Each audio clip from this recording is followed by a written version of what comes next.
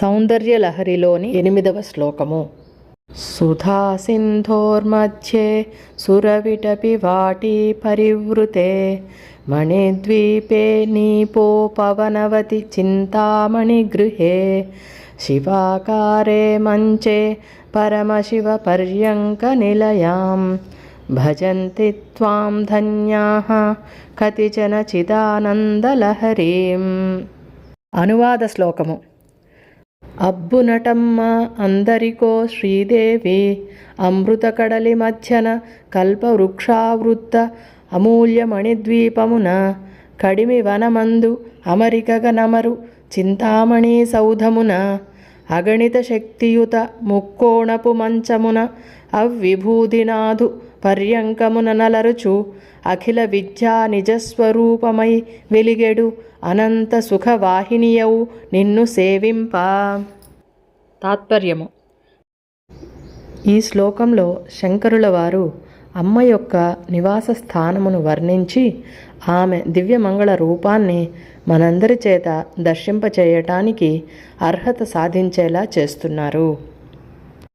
అమృత కడలి మధ్యన కల్పవృక్షావృత అమూల్యమణిద్వీపమున అనగా సుధా సముద్రంలో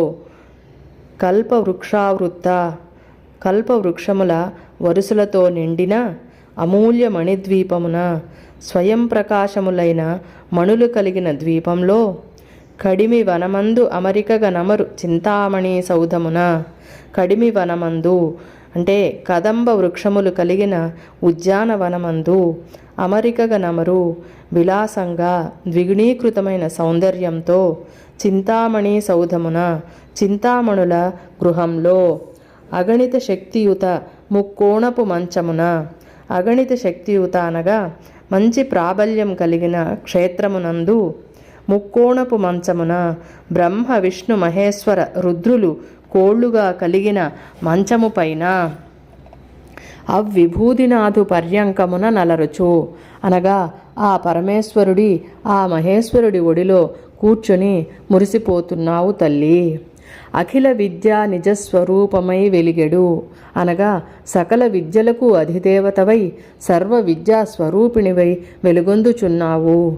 అనంత సుఖవాహినియౌ అనంతమైన సౌభాగ్యాలను సుఖ సంతోషాలను అనంతమైన జ్ఞానమును ప్రవాహంలా అనుగ్రహించే ఓ తల్లి, అబ్బునటమ్మ అందరికీ నిన్ను సేవింప. ఓ శ్రీదేవి, ఓ జగన్మంగళ రూపిణి, ఓ జగన్మాత, నిన్ను స్తుతించుటకు నిన్ను సేవించుటకు అందరికీ అబ్బుతుందా తల్లి?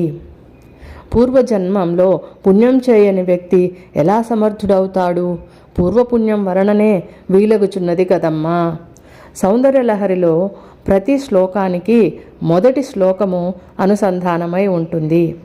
ఇక్కడ మనం గమనించినట్లయితే ఆదిశంకరులు రాసిన మొదటి శ్లోకంలోని 4వ పాదాన్ని ప్రణంతుం స్తోతుం వా కథమకృత పుణ్య ప్రభవతి అనే దానితో అనుసంధానమై ఉన్నది.